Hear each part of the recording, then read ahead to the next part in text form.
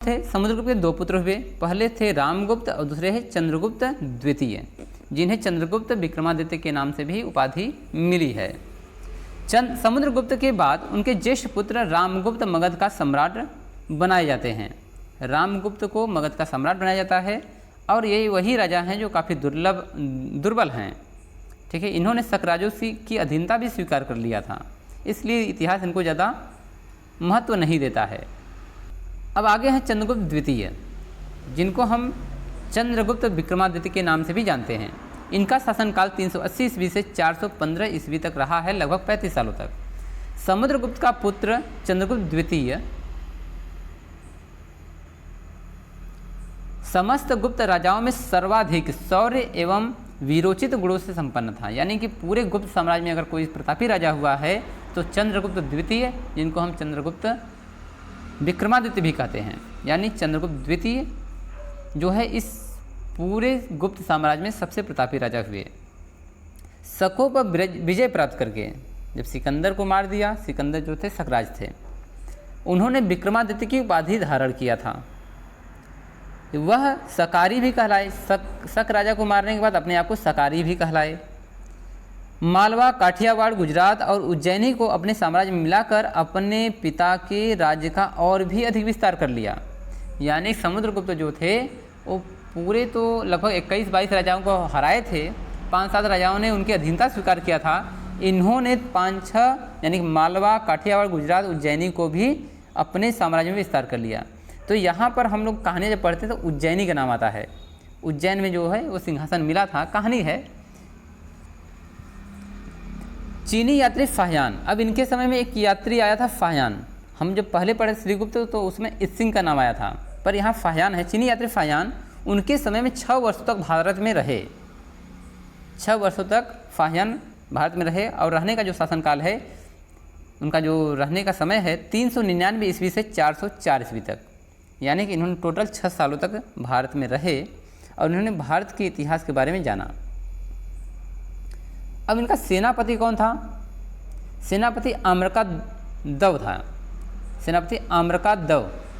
अनुश्रुतियों में चंद्रगुप्त द्वितीय ने अपनी पुत्री प्रभावती, जो प्रभावती के शिलालेख मिलते हैं, उस चंद्रगुप्त द्वितीय की पुत्री थी, का विवाह वाकाटक नरेश रुद्रसेन से किया था।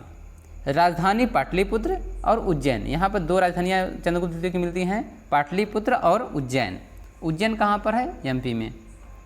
महाकवि कालिदास, यहाँ पर एक महान हमारे कवि मिल गए हैं। महाकवि कालिदास इनके दरबार की शोभा बढ़ाते थे। तो अभिज्ञान शाकुंतलम आपने पढ़ा होगा, कालिदास की रचना है, जो चंद्रगुप्त द्वितीय या चंद्रगुप्त विक्रमादित्य के दरबारी कवि थे। वह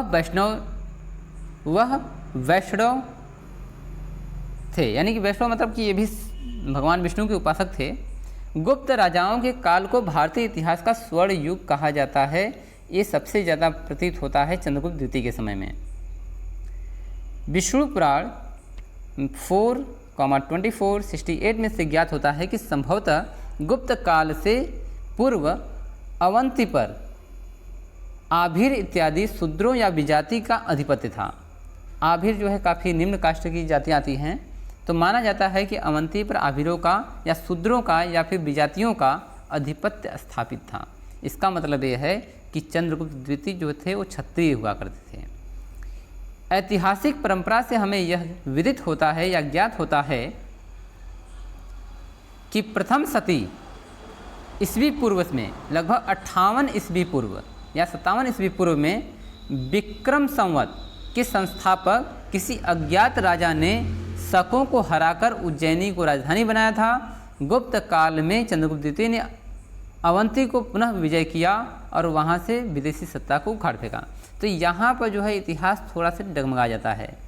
यानी कि माना जाता है जो विक्रम संवत है वह 57 ईस्वी पूर्व में शुरू हुआ था, परंतु उसी जगह पर हम देखते हैं चंद्रगुप्त द्वितीय का भी उल्लेख मिलता है कि इन्होंने शकों को मार के भगाया था। तो किसकी बात सत्य मानी जाए? क्योंकि हम देख रहे हैं कि 57 ईस्वी के आसपास एक जो है शक संवत चला था, परंतु यहाँ ईसा पूर्व पहले की बात हो रही है। तो यहाँ पर विक्रमादित्य यानी चंद्रगुप्त विक्रमादित्य और चंद्रगुप्त द्वितीय, इन दोनों में काफ़ी जो है बहस का विषय है या फिर ये कह सकते हैं असमंजस का विषय है। चलिए ठीक है, आगे चलते हैं। कुछ विद्वानों के मत में 57 ईस्वी पूर्व विक्रमादित्य नाम का कोई राजा नहीं था। तो इतिहासकार मानते हैं कि 57 ईस्वी पूर्व विक्रमादित्य नाम का कोई राजा था ही नहीं, तो विक्रम संवत कैसे चला।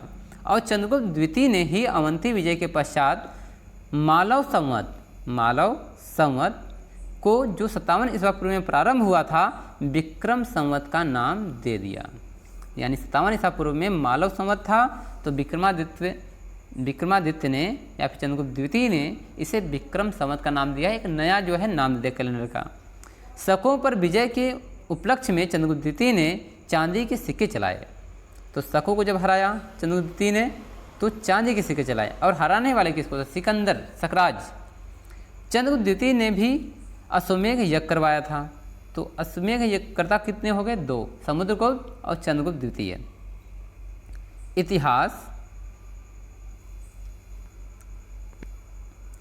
इतिहास में इनकी सभा के नवरत्न उस समय के अपने विषय में पारंगत और मनीषी विद्वान थे। इनके नाम कौन कौन से हैं? यानी नवरत्न कौन कौन थे? कालिदास, वररुचि, अमर सिंह, धन्वंतरी, छप्पड़क, वेताल भट्ट, वराहमिहिर, घटकरपर और शंकु। तो इस नवरत्न चंद्रगुप्त द्वितीय के दरबार की शोभा बढ़ाते थे।